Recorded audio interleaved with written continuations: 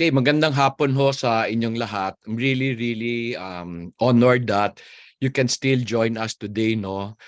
Today will be a very interesting topic. It will be about money. This will be our journey or siguro start of the series on money.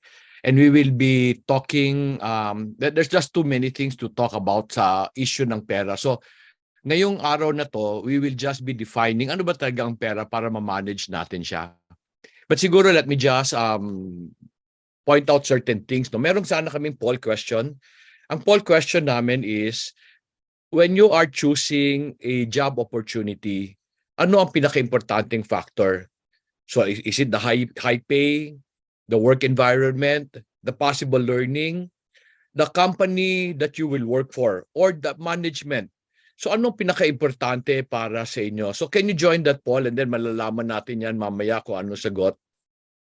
To those who are joining us, I want you to know that in this first month, we will be sharing the videos for the whole week. Wala kaming replay, but instead it will stay for the whole week and then mawawala siya as we replace it with the following video. So this video on money will be here for 1 week. Next month naman, we will slowly transition to the program where the live session will be on Wednesday and the replay will be on Saturday. Meron din namang nagtatanong sa amin no sa Facebook how they can join the Zoom meeting. Kami we've decided na sa Zoom meeting we will invite companies. In the future we will invite those who subscribe. Ang ibig sabihin ng individual will subscribe to YouTube. Pag nakasubscribe ka sa YouTube, imbitahin namin kayo sa Zoom meeting. Today lang to just manage it properly, ang nakaimbita ngayon sa Zoom meeting are companies kasi baka ma-overwhelm ang Zoom if you invite all the individuals. So I hope you understand, but it doesn't mean we're discriminating the individuals. We would like to accommodate all of you. Kaso lang sana maintindihan niyo yung aming limitation.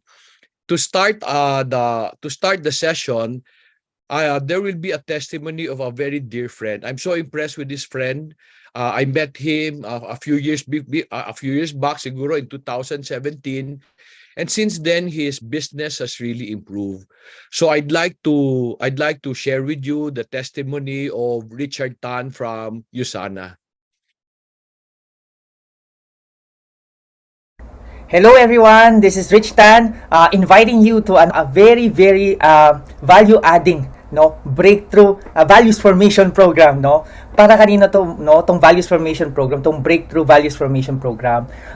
Actually it's for everyone, it's for people like me who experienced the pandemic, being a father, being a parent, being a son na nagkasakit yung mga magulang, being a father na hindi makalabas yung mga anak sa bahay, being a husband na naging houseband din, di ba? So, and you were trying to juggle everything else, right? Like cleaning the house, taking care of your kids, taking care of your sick parents, making sure that you don't get COVID, while at the same time making sure you are still productive in your work. Diba? At the same time, given so many distractions right now, how can you focus on your goals? How can you focus on one thing at a time? How can you focus on your center? And what are you going to hold on to when everything is so noisy, everything is so distracting? What or who are you going to hold on to? Okay?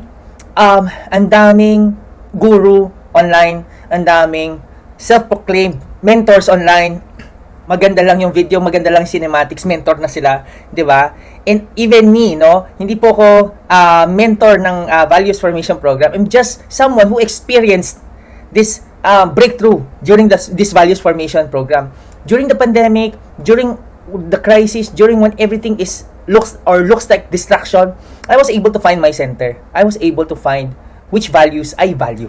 Okay, which helped me become balanced sa family ko, with my kids, with my family, with my parents, with my work, and with my business. Okay? So, I really do hope, you would find time to enroll, to attend, to subscribe to this Values Formation program. Really help a lot of my friends, my business partners, and my coworkers as well. Okay? So, again, this is Rich Tan, inviting you, to a very value-adding values formation program for you As a father, as a son, as a parent, as a provider for your family, or just for you, or for your company, as a corporate employee for your organization, no, as a leader and as a mentor. Okay? So, I'm looking forward in seeing you in this values formation program. Thank you very much. This is lesson 3 of Breaking Through, a transformative values lesson series. However, this is lesson 1 about money. Ang title ng lesson natin today is Defining Money. You will notice that I have been trying to define the different components of breaking through. In the first lesson, I explained to you ano ang definition ng work. And then on lesson 2, in-explain ko sa inyo kung ano ibig sabihin ng character. In this lesson naman, I would like to define money for you. The reason I do this is kasi naniniwala ako na pag naintindihan natin mabuti ang isang bagay, mas na-manage natin siya properly for our advantage. But before I share with you the lesson I prepared, meron sana akong tanong sa inyo. How important is money in your life? Sa buhay mo, gaano siya kaimportante? Can you share with me how important money is in your life? Sa chat box or sa comment section, can you put your rating doon? In a scale of 1 to 5, 5 being extremely important. Pakilagay kung gaano kaimportante ang pera sa buhay mo.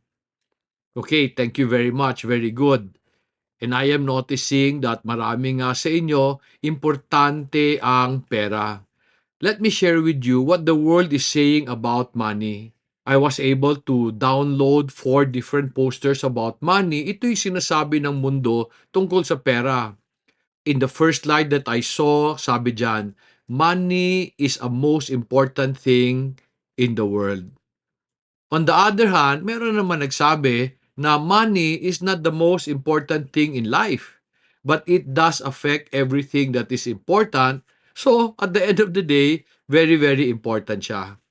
On the other hand, there is this person who said, the world is ruled by power, and power is obtained by money. Therefore, money rules the world. I don't know if you've noticed that some people would always say, pera-pera lang yan. Lahat ng bagay, pera-pera lang yan. And because money affects the most important things in our life, people have concluded that money is the cause of all evil. And some people would even say, money is an invention of the world. It is not from the Lord. So merong mga tao who are extremely in love with money and they believe pera ang pinaka-importante sa mundo. On the other hand, may mga tao naman who hates money because nga hindi galing kay God, galing daw sa mundo. So therefore, pag mahilig ka sa pera at sa mga nabibili ng pera, sabi nila, makamundo ka. However, ito ba ang sinasabi rin ng Bible? What does the Bible say about money? Let me share with you verses where you will find the word money para maintindihan natin paano siya ginagamit sa Bible. Let me read Genesis 17 verse 27. Sabi diyan, all the men of his household who were born in the house or bought with money from a foreigner were circumcised with him. And this verse is talking about Abraham and his household. Sabi diyan, si Abraham may mga slave na binili niya using money. So money then in the Bible were used to buy land, buy food, even buy slaves. Then let us look at another verse. Sabi naman ng Genesis 33:19, he bought the piece of land where he had pitched his tent from the hand of the sons of Hamor, Shechem's father, for 100 pieces of money. During that time, wala silang currencies na may 10 pesos, 100 pesos, 1,000 pesos. During the time, to determine the value of something that they are buying, they count. They count pieces of money which is based on weight. What do I mean? Let me show you what Genesis chapter 23 verse 15 says. It reads, my Lord, listen to me. A piece of land worth 400 shekels of silver What is that between me and you? So bury your dead. In this verse, si Abraham was buying a piece of land where he can bury his wife, si Sarah. Namatay na siya. And he wanted this piece of land. And when he was negotiating with the owner gave this amount, 400 shekels of silver. What does that mean? During their time, shekel is an ancient unit of weight.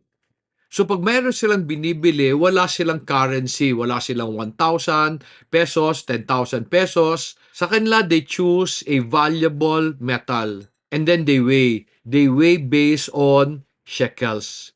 Even today, Israel is still using the idea of shekels kasi gusto pa rin nila ma-preserve yung history nila. So paano ginagamit ang pera during their time? Even during the time ng Old Testament, money was used as a medium of exchange. Pangbili ng pagkain, pangbili ng gamit, pangbili ng lupa, a medium of exchange. While we know that in the past they would barter. But even in the Bible, in the time of Abraham, money was already used. Money during their time was also a storage of value. Meaning, pag nag-iipon sila, pera ang ginagamit nila, tinatago nila to store their wealth. And we see this idea in Egypt when Joseph saved Egypt from 7 years of famine. Yung mga Egyptian brought the money that they kept to buy food from Joseph and Pharaoh. Do you know that even today, money is defined as a medium of exchange and a storage of value? Let me show you the definition of money in Investopedia. Sabi dyan, money is used as a medium of exchange between individuals and entities. It's also a store of value and a unit of account that can measure the value of other goods. So, the way money was defined before is still the way money is defined today. Is money evil? Is money part of the ways of the world? Maybe we should consider what Psalm chapter 24 verse 1 says. And it reads, "The earth is the Lord's and all it contains, the world and those who dwell in it."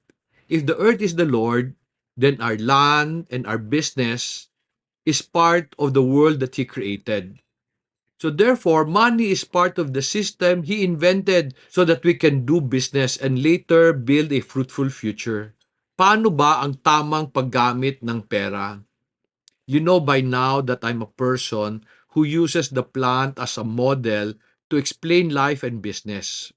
I discovered the proper way to use money in the ways of the plant.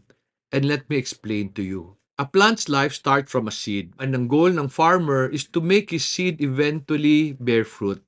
But in order for the seed to eventually become a fruitful tree, kailangan niyang dumaan ng isang proseso where the farmer will grow a healthy tree. The farmer must help the plant grow food from the resources around it. In order to do this, the farmer must help the plant get nutrition from the roots so that it can create carbohydrates as it gets carbon dioxide from the air. And then when it makes carbon dioxide, it will first grow its roots bigger so that it can get more food from the ground to give it to the leaves. When the leaves get the water from the ground, it will take carbon dioxide from the air and make more carbohydrates so that it can fuel the growth of the plant. Carbohydrates is what helps the plant grow. Paano ba namumunga ang isang tanim? To become fruitful, a plant must make more food from the food it has already. Therefore, carbohydrates is what fuels the growth of the plant. Ginagamit niya yung carbohydrates na napoproduce niya para palakihin yung sarili niya. Now, this is true also in life and in business. To become profitable, you must make more money from the money you have earned already. Money in business is like carbohydrates to the plant. It fuels the growth of business. Ulitin ko ha, Sa isang tanim, for it to become fruitful, it must make more food from the food it has produced already by making carbohydrates. Sa isang negosyo, kailangan tayo gumawa ng pera sa pera na meron na tayo para maging profitable tayo. Ganyan din ang isang empleyado. Kung gusto mo talagang yumaman, you will take the money that you earn from the company and make more money as you continue to grow in your abilities. So what is money? I realize that money is a tool. It is a tool or a medium of exchange. Ginagamit natin siya para gumawa ng mas maraming pera. In addition, money is a reward. Yan ang ginagamit natin para yumaman. So therefore, it is a storage of value. Today, ang tinuturo sa atin ng mundo, para daw tayo yumaman, sabi nitong slide na to, the key to wealth is to learn how to make money while you sleep.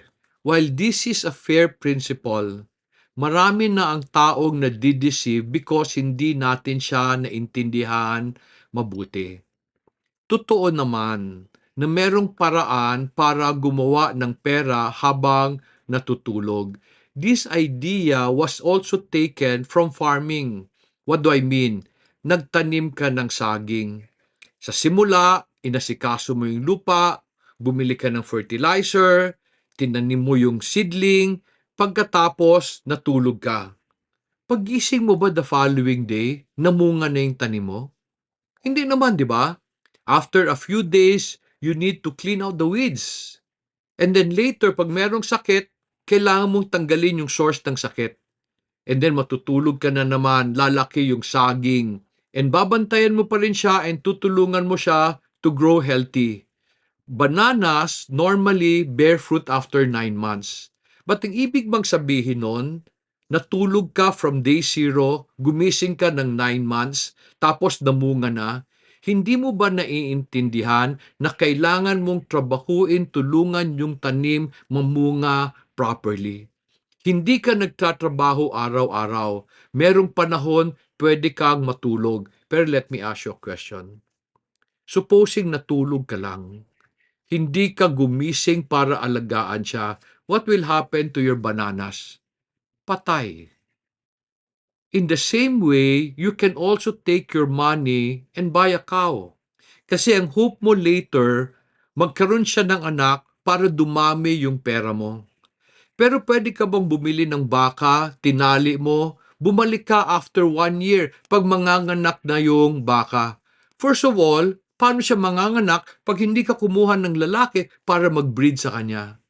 Second, kailangan mo maghanap ng pagkain para lumaki siya. Friends, you need to understand. Ang ibig sabihin ng you grow your money as you sleep, you take a medium to grow your money and then you work to help that medium fulfill its potential. I will buy a seedling of banana. I will take care of the soil where I will plant it. I will put fertilizer. I will watch for pests. I will weed out the weeds. I will take care of it.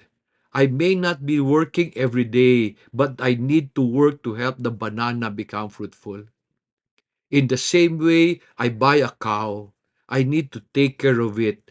Make sure it has food every day. And then pag nagkasakit, alagaan. Para magkaroon ng baby, I take a male breeder para mabreedan siya. And then while it is pregnant, I will have to take care of it. Today, maraming tao ang nagde-deceive na sa scam. Kasi akala nila ang ibig sabihin na you let your money grow as you sleep, ibibigay mo sa isang tao, papalakihin niya. So today, doon na obsess ang mga tao. Naghahanap ng paglalagyan ng pera nila na hindi na nila kailangan magtrabaho tapos yayaman. Kaya tayo naluloko. Yung mga kumuha ng pera sa inyo, yung nagpa-invest sa inyo, sinadya ba niya kayong lokohin? Hindi. Pero when you let someone else take care of your money, there is a possibility na mawala mo. Somebody asked me one time, sabi niya, Sir Dong, if I buy a farm and take good care of it, how long will it take for me to be able to pass it on to my farmer, tas farmer ko na ang mag-aalaga, siya na ang gagawa ng pera sa akin.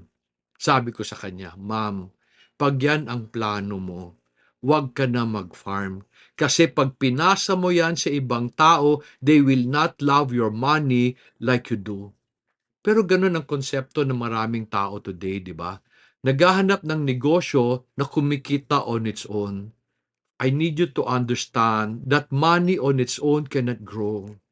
It's just a piece of metal or a piece of paper. It has no life of its own.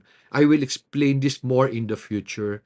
Ang nagpapalaki ng pera, yung taong nagtatrabaho. And because people fail to understand this, their money dies, nawawala. So let me summarize what I shared with you. Money is a medium of exchange and a storage of value. Napag-usapan naman natin ang sweldo. Paano binabayaran ng empleyado? Alam mo, maraming tao nagsasabi, walang yayaman na empleyado. I will show you in the future that maraming yumayaman na empleyado kung tama lang ang pagdala nila sa sweldo na natatanggap nila. So let's define this idea of wage and salary.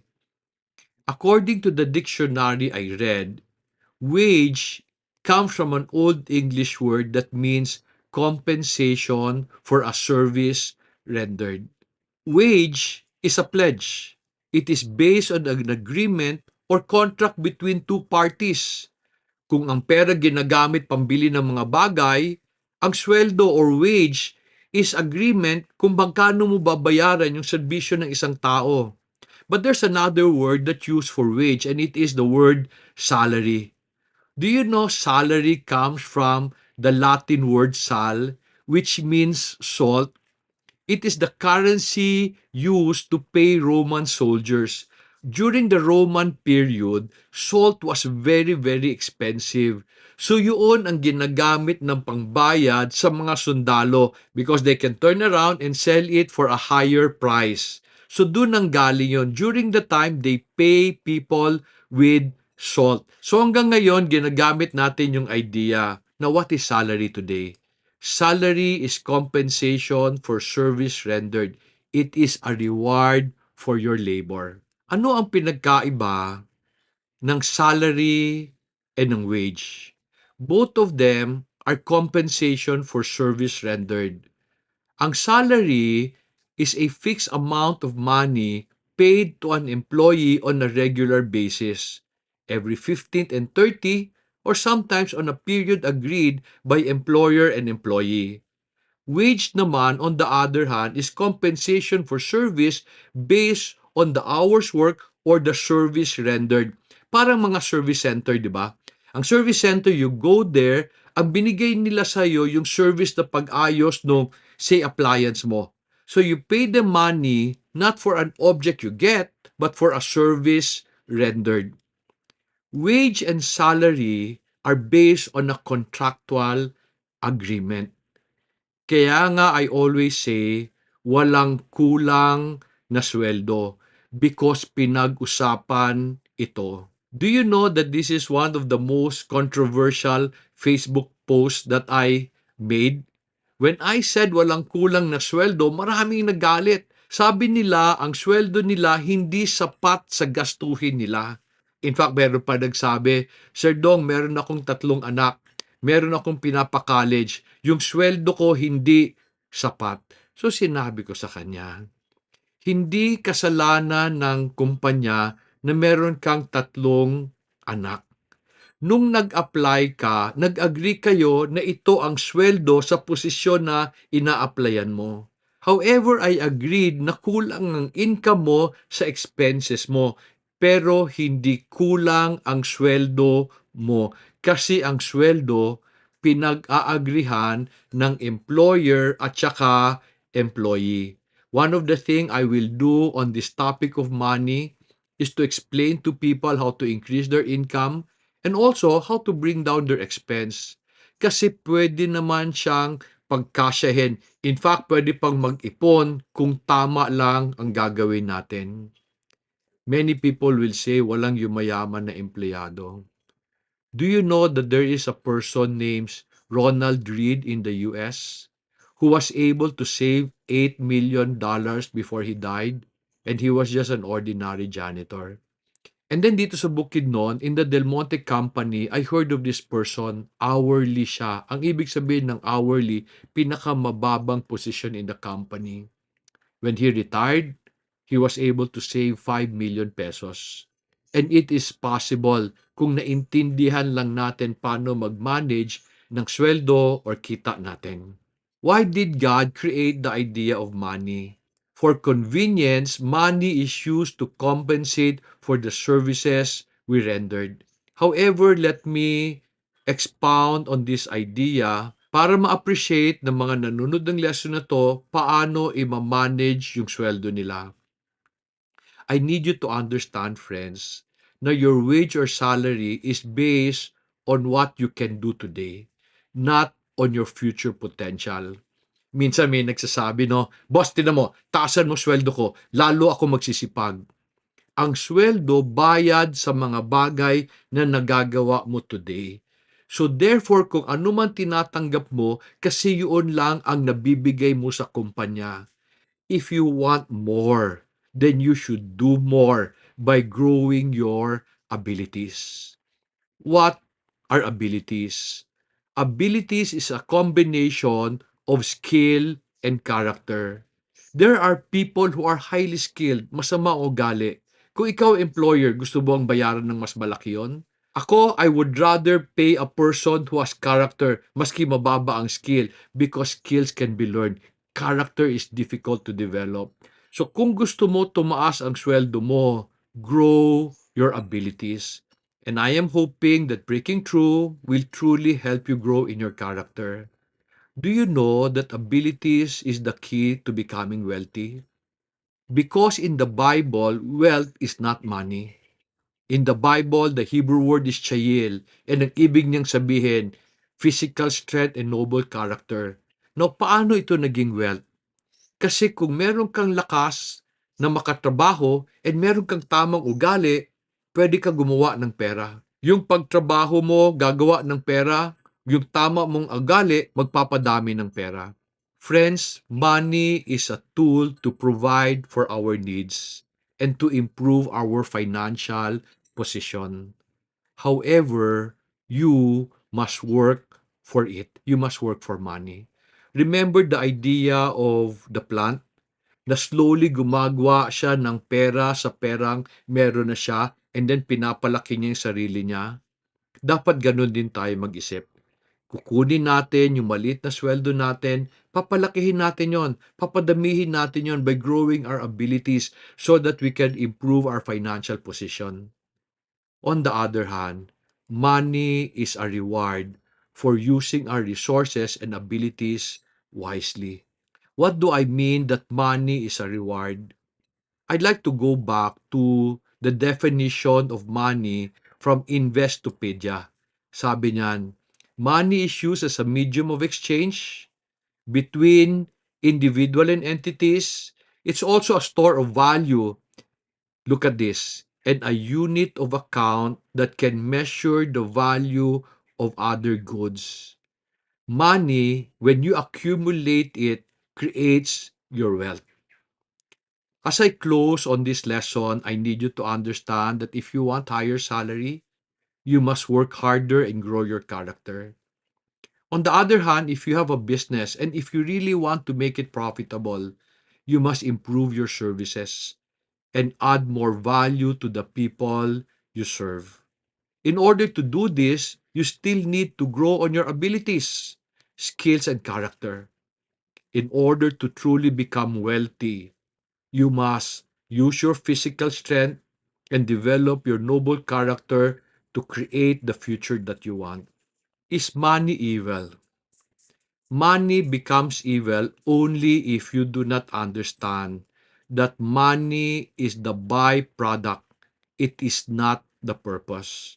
The reason why money becomes evil is because people start to skip the process, wanting to accumulate money without working. So if you want to have more money without working, what do? You cheat, you steal, you gamble, which are things that can lead you to poverty and then despair. Sana as we continue to study money, we will be able to use it as a tool and as a reward so that we can eventually become fruitful. I hope you enjoyed our lesson today, and sana you will be able to use your learning as a start to changing your lives.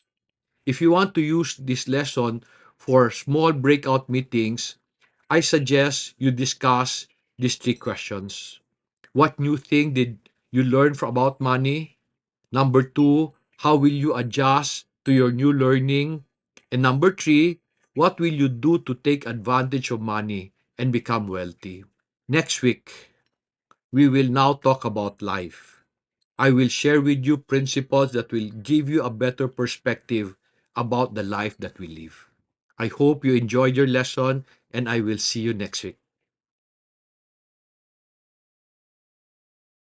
Hi, I am Jade Lavandero from Cagayan de Oro City. I am working at home with an employer overseas, and just like you, I am a regular employee. I used to have challenges in financial management. Hindi ko makontrol yung bills ko and madami akong leakages. Ito yung reason na hindi ako pinapatulog and a very strong driver ng stress ko. Not until I learned about the principle of tithing. I never had a chance to attend the Similia trainings or attended Sir Dodong's events. I was just fortunate that the learnings my brother and my husband had were shared to me. I realize that all that I have is from God, and I stick to consider my relationship with Him as a father and daughter rather than as a master and a slave. In this way, I see myself as a steward, and I oblige to give what is due for Him. It's hard at start because I'm not used to it. Sanay ako na magbigay lang kung ano kong gustong amount. Real talk, it's very easy pag small amount. Pero pag malaki na, mahirap ibigay. Wala kasi akong role model na makita kung sino yung obedient sa tithing other than Sir Dodong. To God be the glory, I am now in a position where I can sound asleep. Friends, his teachings are Bible-based principles. Napaka-practical. Not just a spiritual book, but an operating manual. I would like to challenge you to learn more by attending to his Breaking Through a Transformative Values Lesson Series. Sakto to para sa'yo. Thank you and God bless you all.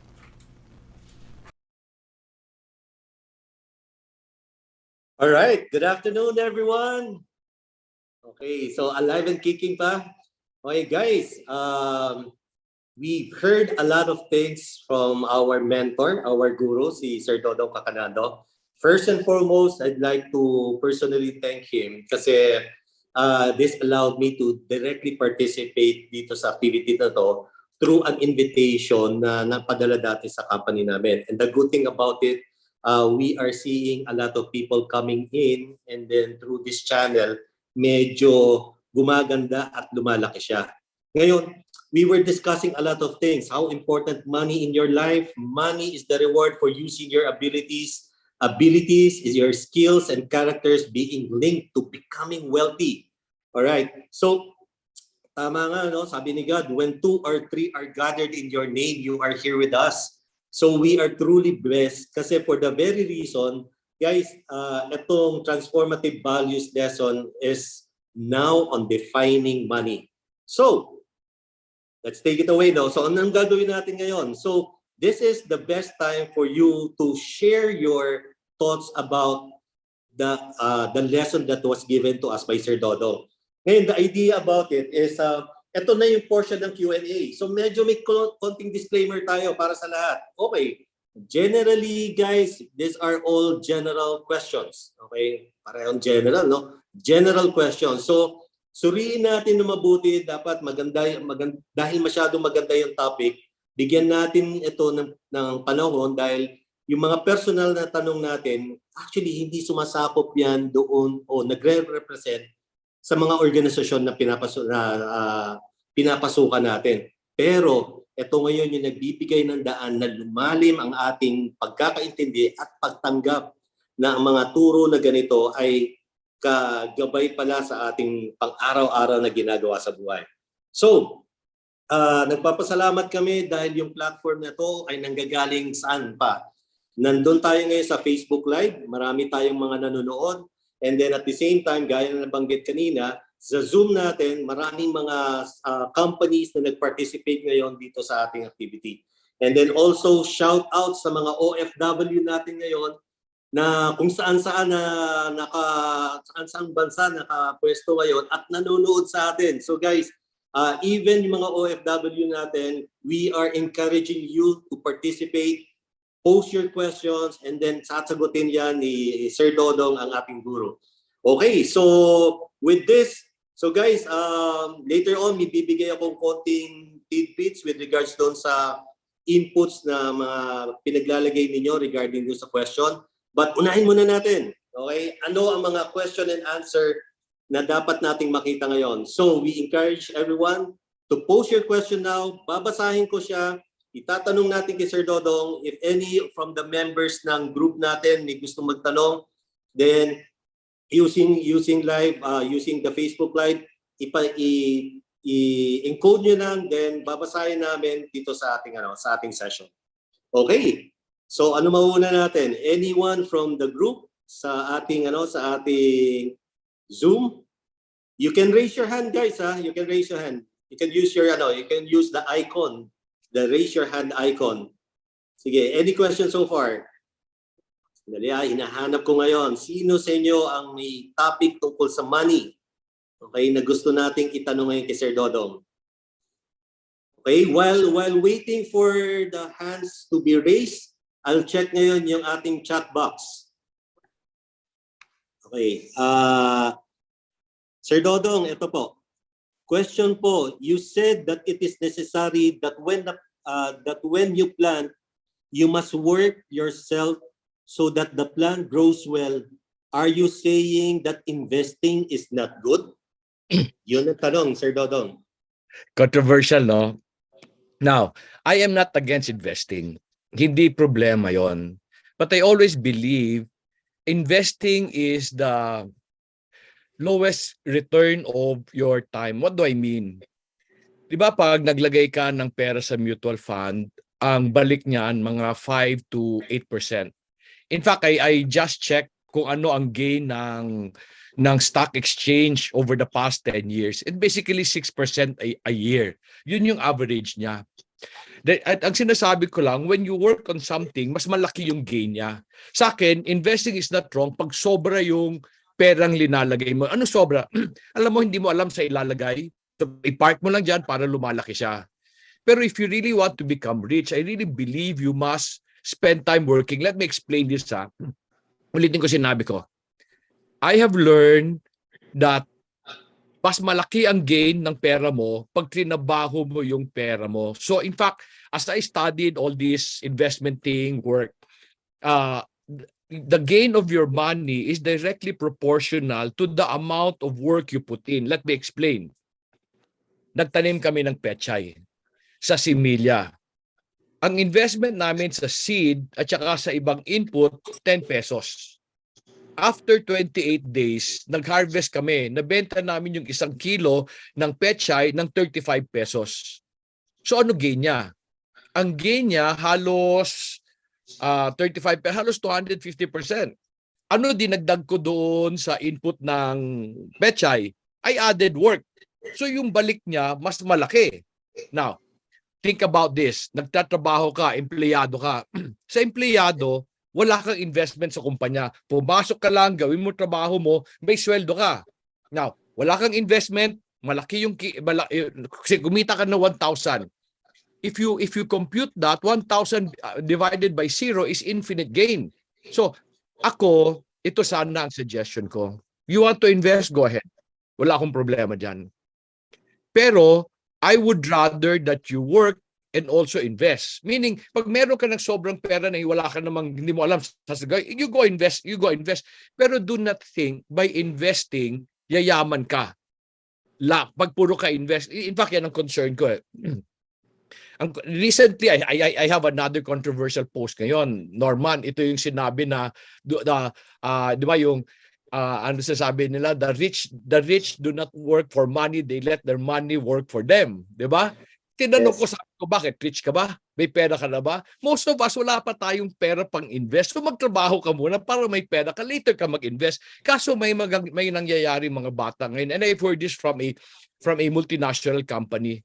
There was this speaker who came in and said, you invest money so that you can become rich. Alam mo ginawa nung mga empleyado na, Norman? Nangutang para mag-invest. Yung utang, interest 15%. Yung investment nila 8%.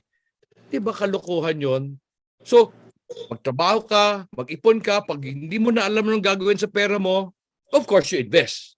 Pero kung investing lang siya, para sa akin, the return is just small kumpara kung sa magtrabaho ka.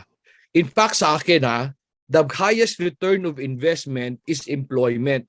Now, bakit? Zero investment. Of course, may nagsabi sa akin, hindi, nag-invest ako ng oras Nag-invest ako sa pamasahe, nag-invest ako sa damit. Ang sagot ko, bet yung may-ari rin naman, nag-invest ng ganun, pare-pareho lang kayo. Yung may-ari, nag-invest ng puhunan, ikaw zero. Pumasok ka, may sweldo ka. Ang laki ng return. Ulitin ko, I just want to make this clear. I am not against investing. Okay? I just believe that there's a better way of making money. You work as an employee, you do what I do, I'm in business. Ang isang negosyo, ang typical rate of return in a year is 20%. Okay? Ang investing say sa stock exchange around 6%. Okay? Ako mag-iinvest ako. Pag sobra na yung pera ko. Kaso wala akong sobra, hindi katulad ni Norman Okay? Siya nagsagot ka, Norm. Okay. Thank you, Sir Dodong. Actually, Dodong, the question came all over from Davao sa RMA Holdings, no. So these are people from Davao who has been enjoying and learning a lot from your lessons, from session 1 natin hanggang sa current session natin. Okay. So medyo umiinit na ang ating chat box, no. Medyo nadadagdagan. Sir Dodong, meron lang isa pang remarks plus may kasamang question. Ang sabi niya ay, hi Sir Dong, naaalala ko po sa Breaking Through book about sa kapitbahay ninyo sa Parañaque na bumili ng bahay ninyo bago kayo lumipat sa Bukidnon. Tama ba yung diskarte niya na mas pinili niya sa bahay ang mangupahan over sa bumili ng sariling bahay para mas makaipon para sa business niya? And number 2, follow-up question daw. Nowadays ba, nagkakaroon ba ng sariling bahay ang unpractical kasi hindi siya makapag-generate ng money ng kusa unless pauupahan mo? So dalawang tanong yun, Sir Dong. Okay. I like that question, no? If you ask me, ako personally, ang tanong, no, should I use the money in business or should I just buy a house? Pero yung bahay, hindi ko yung kumikita. Okay? Pero yung pera na lagay mo sa negosyo, kumikita yung makakabili ng bahay later yon. Now, I'd like to balance the answer, no?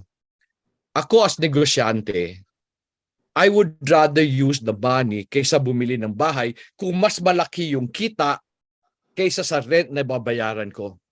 Kung yung kita ng negosyo ko can pay the rent, I would use that money. Now, however, meron tayong kailangan intindihin. Dapat masaya din ang misis. Anong masaya ang misis? Ang misis, ang joy niya, meron siyang security, bahay. Di ba? Now, kumita yung negosyo. Kumikita ako sa negosyo, pero hindi masaya yung misis ko. Parati ako inaaway kasi wala siyang bahay. Masaya ba magnegosyo pag galit parati sa yung misis mo? So ako, siguro at a certain point, gagawa na lang ako ng bahay para tahimik buhay ko. Diba? And do business enough na, alam mo, now I'm just saying this, partly I'm kidding, pero partly I'm serious. Sa buhay, kailangan mo i-balance yung pangangailangan ng lahat ng tao sa buhay mo. Diba? Anong ibig sabihin? Yung misis mo yung papakailangan, they need security. Sabi mo, wag na tayo dyan, magnegosyo na lang tayo, kalokohan niya security. You see, God brought you together to complete you. So dapat masaya yung misis, may bahay siya, masaya yung lalaki, may negosyo siya. And besides, basigawan mo ng bahay yung misis mo. Pagkatapos sabihin mo, ay ninawalan ng pera sa negosyo, hindi ang problema yun eh. Kasi kung magaling ka magnegosyo, pag natapos mo yung bahay mo, makakagawa ka pa rin naman ng pera. Basta importante, happy lahat. Happy anak mo, happy misis mo, happy ka rin. So hindi pwedeng isa lang ang mangingibabaw. Okay? So yun ang belief ko. Dapat kayo lahat. Para bang ang tanong ko diyan, Norm, 'di ba? Bakit ka ba nagtatrabaho? Para lang kumita? 'Di ba dapat yung kinikita mo sa trabaho should satisfy your needs and desires?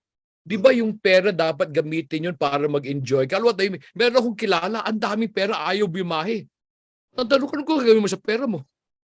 'Di ba? Yung ibang tao waldas. Pero meron din yung extreme. Ayaw bumahay, natatakot, gumasos. Anong gagawin mo sa pera mo? So I guess, ibabalansi mo lang yan. So, una ba dapat ang negosyo kaysa sa bahay? Kung yung negosyo mo kaya gumawa ng bahay, gumawa ka ng bahay. Okay? Pero kung yung pera mo kulang pa para gumawa ng bahay, magnegosyo ka muna. Pero as soon as kaya mo na magbahay, bahayan mo misis mo. Para naman masaya siya. Di ba? Pag uwi mo, alagaan ka pa. Di ba? Kung nabwisit siya, baka hindi ka papakainin, kawawa ka naman. Yun lang sagot ko dyan. I hope that helps, okay? Okay, thank you, Dodong. Okay, actually, meron pang pumapasok sa chat box, but I'm encouraging people from our Zoom. Okay, yung mga nasa Zoom, baka meron kayong mga tanong na na pwedeng mag-live kayo na question dahil i-entertain talaga yan ni Sir Dong. Okay, so medyo marami tayo guys, no? We are about 86 people, 86 participants na nandito ngayon sa sa Zoom natin. Okay. Anyone, you can directly ask Sir Dodong about this. Sige, habang tinitingnan ko medyo ang hirap pa lang maghanap ng mga hands na naka-raise dito sa Zoom natin. Okay. Anyone? Norm, can I answer Yeah. this sa Facebook? Meron itong si Alright. Salazar Cat France. Okay. And ang tanong niya, I think nasa Viber mo yan. Okay. Pinagdala ni Lloyd sa'yo. Okay, so ang tanong niya, what is your definition of passive income? In your perspective, how does one achieve this? Now, again, I will warn you already. Most people say I am counterculture. Okay? Passive income. Ano ba passive income? Ang passive income normally will say, alam mo, gusto ko dumating yung buhay ko na hindi na ako magtatrabaho, nakahiga lang ako, pasok ang pera. Alam ba nyo that is not biblical? Di ba gusto natin pag nag-retire tayo, wala na tayong gagawin, pasok ang pera? Do you know in the Bible walang nag-retire? Abraham died working. David died working. Okay lang sa akin ang extra income na idea. Ano extra income? I'm still working and then merong ibang pumapasok. Maybe you can call that passive. Ang hirap lang ko sa passive because many people, ang goal nila, I work enough so that I will have passive income and I will relax in the future. Struggle ako dyan. Kasi sa akin, pag nakadepende ka sa isang kita na walang pumapasok, mauubos din yan. Like for example, I have this friend. Nag-retire siya sa isang malaking kumpanya. He got 30 million pesos. Ang laki nun, ang laki nun. 30 million retirement. After a few years, naubos. Kasi sumubok siya ng negosyo, hindi siya negosyante. Naubos. Ako, ang belief ko, pag retire mo, kumuha ka ng pera, inegosyo mo yung iba itago mo para may pumapasok ka. Now, last week si Ed Patron nag-testimony. Ed Patron is a very close friend. When si Ed Patron was about to retire, sabi ko, Ed, huwag ka magre-retire. Tapos tanong niya ako, bakit? Tapos sabi ko, when you were younger, you were at the peak of strength. Today, you are at the peak of your wisdom. Sayang naman yung wisdom mo pag itatapon natin. So dapat magnegosyo ka, gumawa ka para may pumapasok para sa'yo. Okay? Na hindi mo ubos.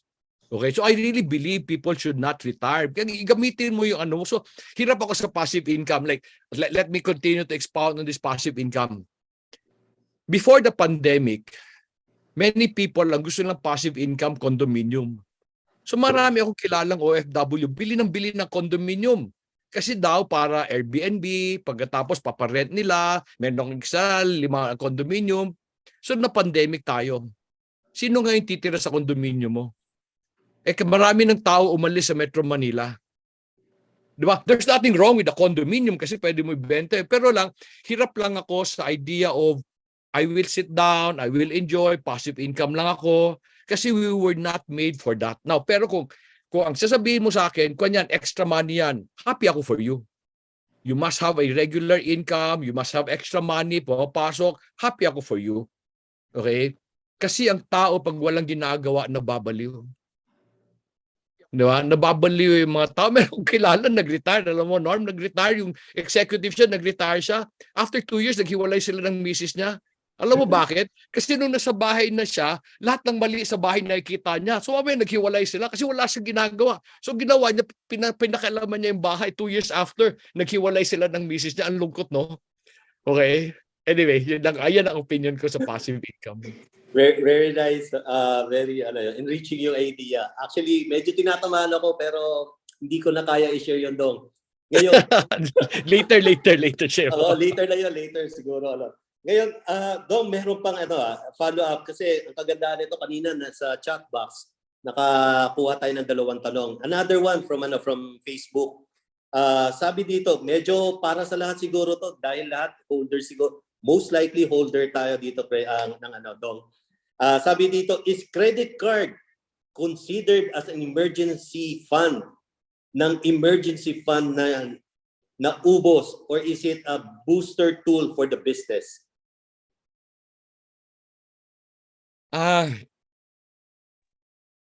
Alam mo ako, if I can do away with credit card, I will.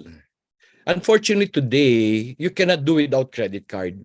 'Di ba? Online shopping. I need certain things in the business na kailangan namin sa Lazada and sa Shopee. I need that. Airline tickets. I have to buy using credit card.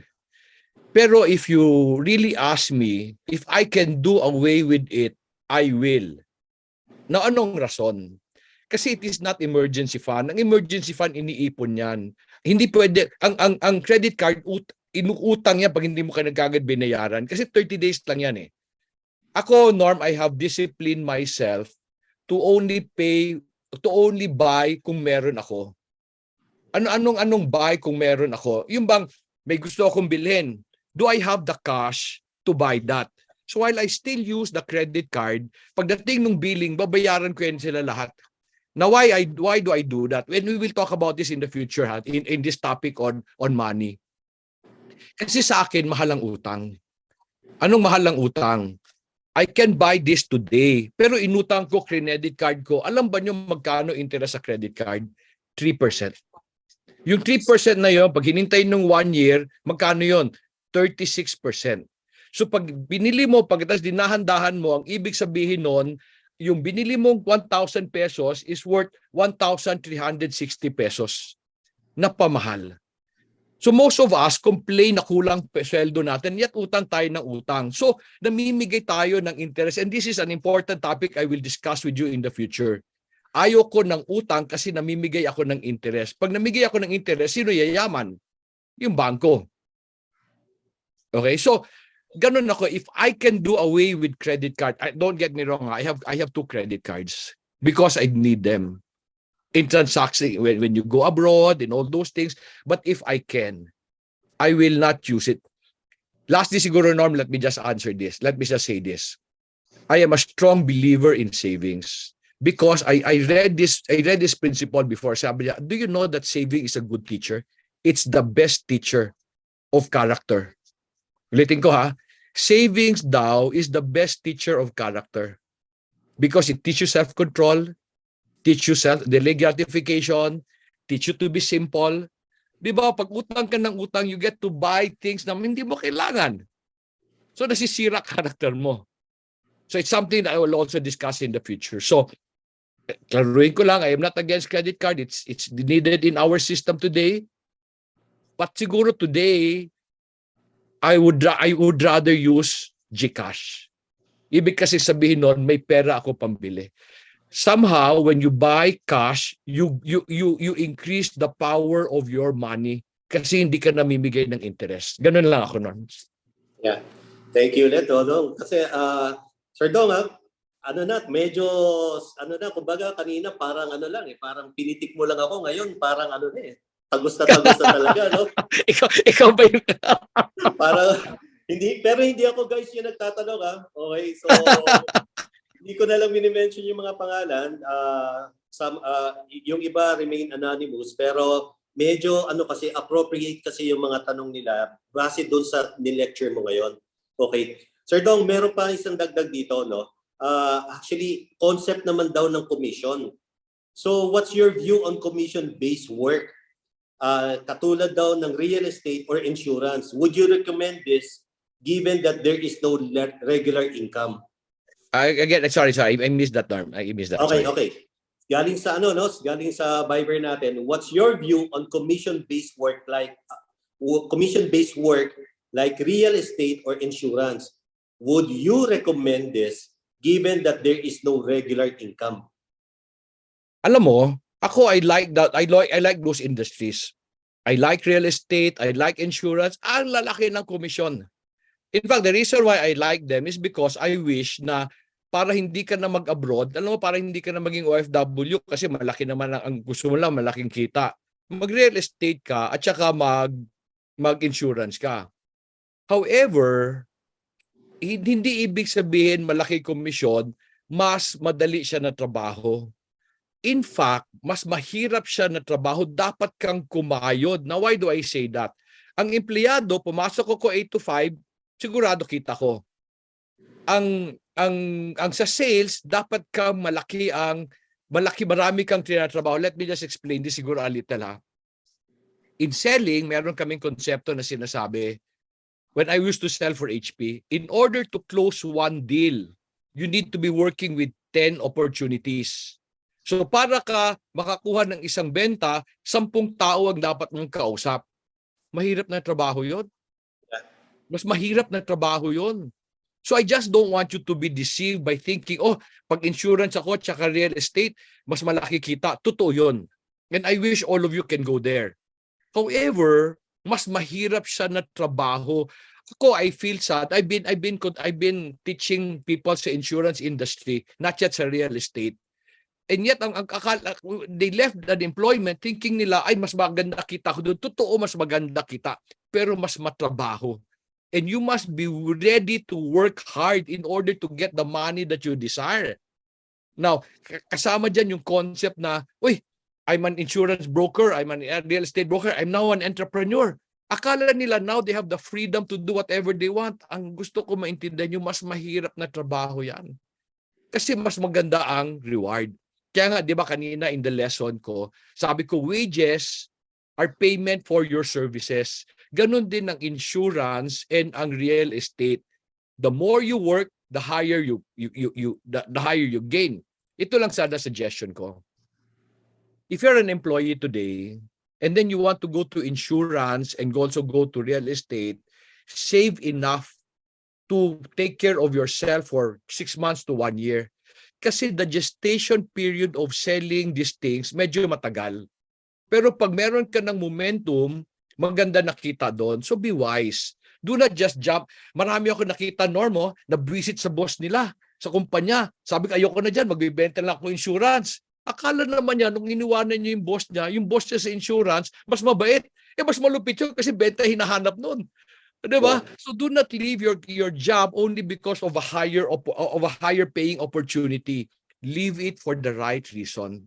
I have saved enough. I want to improve my life. I now want to be more independent, but I need buffer to make sure that I become successful. So, hindi masama siya. Tama siya. I like it. In fact, Norm, I wish everybody goes to sales. But of course, hindi pwede yun. Diba? Because when you do selling, ang lakang ganda ng kita nyo. Okay? So okay, yun lang. Thank you, Sir Dodong. No? So time check lang, Sir Dodong. I hope we can still accommodate one more. I don't mind.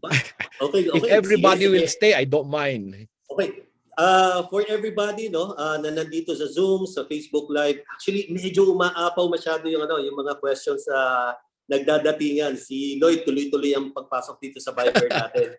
Kaya nakakatuwa. Talagang totoo nga, this is the most discussed topic. Alright, sige. Let me ask this question, no? Coming from an anonymous sender. Sabi niya, what do you suggest for almost retirement age to start doing with inheritance money that we got? Parang too late na to start business. Kaya just have to place sa mga mutual funds na lang, pero nalulungkot ako kasi puros lugi. Sorry. So, pasensya ka na. Natawa ko sa sarili ko eh. Kasi during the pandemic, nalugi ako sa mutual fund eh. Diba? Okay. Naglagay ako sa mutual fund. Tapos sabi sa akin, Normo, naglagay ako sa mutual fund. Kasi before the pandemic, sabi sa akin, don't bet ka pa mag-stocks. Kami na lang mag-aalaga ng pera mo. Di ba mas magaling kami dyan? So, agree naman ako. Nung dumating yung pandemic, Norm, syempre bagsak yung pera ko, di ba? Ang laki nung bagsak. Tapos sabi nila sa akin, Dong, paper loss yan. Anong paper loss? Anong paper loss? Kasi kung yung pera na sa akin, napalaki ko yun. Now, let me answer that. Kwan ka na, meron kang mana pagkatapos in-invest mo para maganda ang kita, that must be a lot of money. Okay? That must be a lot of money to sustain you. Unfortunately nga, today, the market is so bad na hindi mo alam saan ilalagay that will give you better return. Yeah. Kung malaki yung mana mo that 8% is good enough for you, ang suggestion ko, lagay mo sa MP2, which is an investment sa pag-ibig. The reason is, it will never lang malulugi because people will always need houses. Okay? So hindi ka malulugi. Mas malulugi ka pa sa mutual fund. I will put that in MP2. On the other hand, I wish that you would again start to consider business. But let me just explain to you what you should do. Siguro, to explain this well, let me share with you a conversation I had with a good friend from Qatar. When I went to Qatar, there was this couple who was very, very nice to me. And they brought me out and we would talk. And in our conversation, sabi nung couple sa akin, alam mo Sir Dong, gusto na namin umuwi, but we don't have enough investment for passive income. Ito nga si passive income, di ba? They were trying to buy a lot of condominium para nga meron sila pang rent, pag uwi doon lang may passive income sila. Okay? So they were trying to save a lot of money, Norm, no? And then sabi ko doon sa lalaki, ano ba trabaho mo? Yung lalaki was a paramedic nurse. Yung babae was a parang special nurse, diabetic expert. Nurse siya sa diabetic cases. Ito sabi ko sa kanya, alam mo ako, kung meron na akong 5 million, I will go home and build a dialysis center because there's not enough dialysis center. And 5 million is small kumpara dun sa mga binibili nilang kondo. Sabi ko, bakit dialysis center? Because now you're using what you have learned from Qatar and then using your skill to build a business. Yung isang dialysis center, pag kumita yon, pwedeng manganak yun ng another dialysis center in the future. Then pwede na naman siya manganak. So ito suggestion ko sa retiree at saka sa OFW. Do not throw what you have learned in the past. Always use that for the future. I was a sales engineer in HP. Okay, I'm an electronic engineer. When I left the company, sabi nung isang discipler ko nun sa church, sabi na, yan ang pinakatangang ginawa mo Dong. Tinapon mo yung natutunan mo sa HP. Today, the reason why our farm is like our farm is because I use everything I learned sa HP in another setting. So hindi ko tinapon yung alam ko. Ginamit ko pa rin siya. Applied it in another way. Ganon din si Ed Patron. Si Ed Patron was an executive of ano yung cable sa Manila, Sky Cable. He was an executive of Sky Cable. When he left, of course, technology. So now they have a lot of coffee shops and convenience store. Ginamit niya yung management skill niya in another setting. So ganun lang ko. However, para sa nagtanong, para hindi ka mapaso, always start small. So sila Ed, nagsimula ng isa. Doon sa isa, nag-aral sila ng sourcing, nag-aral sila ng management, nag-aral, mamaya ng anak. The reason why we lose a lot of money, gusto kagad natin malaki. Di ba, Norm? We've always talk about the ways of the plant. Start small. And then mamaya manganganak yan. So yung doon sa nagtanong, mauubos yung retirement money mo pag walang pumasok. If you want, start something small and then use whatever you learned in your past life in the corporate world to use it in a new setting and then grow that business na pwede sa mga anak. Okay. Thank you very much, Sir Dong. No? That was very enlightening kasi lumalabas yung personal experience mo, nagja-jive ka agad doon sa question ng question ng ating listener. Okay. Sir Dong, isingit ko lang, no? Pero mahalaga to. Kanina sa poll questions natin, ang sabi doon, in choosing a job opportunity, what is the most important factor for you? Okay. So, eto ngayon sa ating screen makikita nyo, ang high pay is about 28%. I was expecting ito yung pinakamataas, pero lumalabas sa poll natin, ang work environment would now represent close to 50% or 46% of the total population na sumagot dito sa survey na to. Next is possible learning, about 21%. Company history so far, wala. Pero pagdating sa management level, ang sinasabi, 5% of the survey naniniwala na dito manggagaling. Isa sa mga important factor sa kanilang job opportunity. Okay, so ayun siya. So ang respondents natin is 11 out of the 39 participants. Pero we are more than that, both doon sa ating Zoom, kasama doon sa ating Facebook Live. Okay, sige, what else? Okay, so Sir Dong, what else? Ito na lang. Ito ang isang question na actually hinihintay. Ano po ba ang parameter natin na masabing sobra na ang pera natin? Kasi po maraming nagpapayaman na halos di alam kung hanggang saan ang limitasyon nila, just to avoid hoarding lang po. Okay, before I answer, no, I just want you to know that, I like the answer sa poll, no. Ibig sabihin mababait yung mga tao dito because they would they would rather they would choose yung ano yung pinakamataas, Norm? Work environment. Work environment, no? Yes. And that's very, very nice. No? Pasensya na nakalimutan ko. So I think mababait yung mga tao dito and tuloy lang niya yon. Kasi money is not the most important. In fact, sa akin, money is not also the second if I were to choose. Because money, madaling gawin yan. Now, ang tanong nyo is, ano ang parameter na sobra? Ganito ako. Ang sobra sa akin means, I can provide for my family and my family is happy. I can provide for my people and my people have enough benefit. And then I can enjoy myself. Ano enjoy myself? I can do the things I like. I like to play golf. I don't like to travel.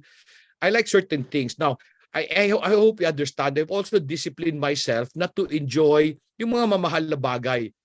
In my family, enjoy kami na nakakita kami ng bargain.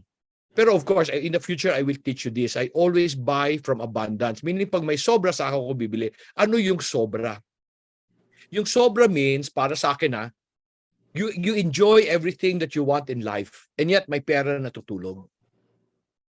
Ang sobra sa akin, hindi rin ibig sabihin na para bang, ang sobra yan, ibig sabihin, naka-travel ako every month, nakabili ako magandang kotse, yung bang, hindi, ako, I'm not a person who like of expensive things. Kasi bakit? Kasi I'm a steward of the Lord eh. Ayoko rin nagwawaldas ng pera. If my needs are met, yung pera na tutulog sa bangko, sobra yon. Now, what do I do sa sobrang pera? Yung sobrang pera, I will use to bless other people. I will help the community. Kasi sobre. No, so, bet yung sobra, bet hindi ka bumili ng magarang kotse. Bakit? Pupogi ba ako kung magara kotse ko? Di ba yung iba magara kotse, pangit pa rin. Ang pangit pa rin maski magara yung kotse. So that doesn't change. So yung sobra means, ang belief ko ng sobra, gusto ko lahat kayo may sobra para you can bless your community. Now, ang tanong mo, ano makukuha ko dyan? Hindi ba nyo alam na a fruitful tree will be protected by the people around it? Ang isang tanim na go and bless out other people will be blessed in return. Lalo kang i-bless. So this is my belief in this fruitful concept. I will use my extra money to bless my people, to bless my community. And later you will find that they start to bless me. Norm, testimony lang to. Norm, Okay. hindi tayo magkakilala nun, di ba? Hmm. Hindi tayo Yes. magkakilala. Pero somehow, napadpad ka sa amin. Yes. And one of my desires sa lahat ng napadpad sa amin, I hope I can bless all of you. Today, what are you doing? You're helping. Marami hindi kita binabayaran, but you're helping me. You're trying to bless me. Di ba? All of you, sila Ito, sila Cecil, sila Richard, because at one point, yung sobra ko, yung learning ko, pinambigay ko sa inyo. So yun ang belief ko. Pag meron ka ng sobra, you go bless other people and you will find people will start to bless you. Yeah, I fully agree, Dodong. I fully agree with that. Okay. Sir Dodong, ganito lang, no? Ako, siguro time will come na to the rest of the members of the group dito, no? I'll share my story as well. Actually, tama si Dodong. Hindi kami magkakilala. And then, medyo maganda yung storya kasi ang nangyari na ito. I used to be with that particular group. Kaso hindi natuloy. So napunta na ako sa ibang company. Suddenly, nabalik ako dito sa Mindanao. So, ano pa lang yun, happy ako pa lang yun. Pero later on, siguro, in God's perfect time, definitely I'll be able to share it with you. That's So, nice. Sir Dong, ayun, thank you very much for for taking your time. And again, very powerful yung message na binigay mo sa amin kanina. Actually, it's the third session and feeling namin talagang hindi pa sapat yun eh. Marami pa talagang dapat matutunan. And the good thing about it, though ayaw namin magkaroon ng information overload, pero the thing is, ang pakinabang nito hindi lang sa amin bilang empleyado ng kumpanya, pero nadadala namin ngayon sa pamilya. Actually, sa side ko, pati family members ko nanonood sa Facebook Live nga lang. Pero ang kagandahan nun, pati sa kanila, ipinapaabot na natin yung ganitong klaseng teaching na ginagawa mo. Very, very powerful and we're truly blessed. So ayun, so I'll turn over to you yung ano na to. Dito nagtatapos ang ating Q&A. And then ganun pa man, para sa lahat, guys, kung meron kayong mga katanungan, actually, kino-collect ng ating technical team yan. And then pagdating doon sa aming review, pinag-uusapan pa rin namin siya in a way para to further improve and then mas malapit ngayon yung mga examples, yung mga items na i-share ni Sir Dodong nakakabit doon mismo sa mga tanong ninyo. And hopefully, makaabot nga talaga yon. So, ayun, Sir Dong, I'll give you the floor and thank you very much for everyone. I'd like to thank all of you again for just joining me. Ang hope ko sana in the future we can reach more people. Yeah, that's really my hope. Sana tulungan nyo kami. We do this hoping that we can contribute to your company, your community, and also the country. So tulungan lang nyo kami. So we will continue to do this. Again, for the first month, we will allow the videos to just stay in Facebook so that you can review them, and then we will slowly transition dun sa concept of subscription. Norm, can you do me a favor?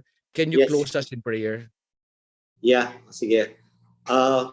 Okay, let's put ourselves in the presence of the Lord. Again, Lord, when you mention, when 2 or 3 are gathered in your name, you are here with us. Lord, thank you very much for allowing us and giving us this opportunity to be here, to be able to hear you through giving us a very good channel in the presence of Sir Dodong Cacanando. Lord, each one of us was able to hear it, and then we are praying that we will be able to understand and naturally accept all these messages and bring this to fruition, not only to ourselves, but only to the rest of our core team, to the rest of our colleagues, to the rest of our family, and even to our community as well as to our nation. Lord, we hope that we would be continually be faithful to you, Lord, Lord, sabi through Sir Dodong, yung success para sa kanya ay being faithful. Lord, sana ito rin ang maging definition ng success para sa aming lahat, na maging patuloy na pagiging faithful namin sa inyo. And lahat ng ito ay binabalik namin sa inyo, Lord. Lord, muli po sa mga pagkakataong ito, Lord, darating na naman yung susunod na linggo na kung saan ang pag-uusapan pong topic is about life na po, Lord. So, paano po namin pagkukumpuni-kumpunihin po, Lord, mula po doon sa unang topic about work, sumunod po yung character, sumunod na po yung money, and now about life po, Lord. Ngayon po, Lord, sa pagkakataong ito, Lord, muli po nagpapasalamat kami kasi binigyan niyo po kami ng tamang gabay para ipagpatuloy namin ang dapat naming gawin. Ngayon, kasama po ng mga ganitong konsepto na mas lalo magpapalago sa amin at magbibigay daan para hindi lang kami ang makikinabang, kundi kaming lahat ng iyong anak. Lord, muli po, Lord, anuman po ang dapat na ang natutunan namin at ginagawa namin ngayon, maibalik namin po sa inyo to, Lord. At sa muli po, ito po ay pamamaraan ng pag-glorify namin sa inyo at kami po ay nagmamahal at nagpapasalamat muli sa pangalan ni Jesus na aming Panginoon. Amen.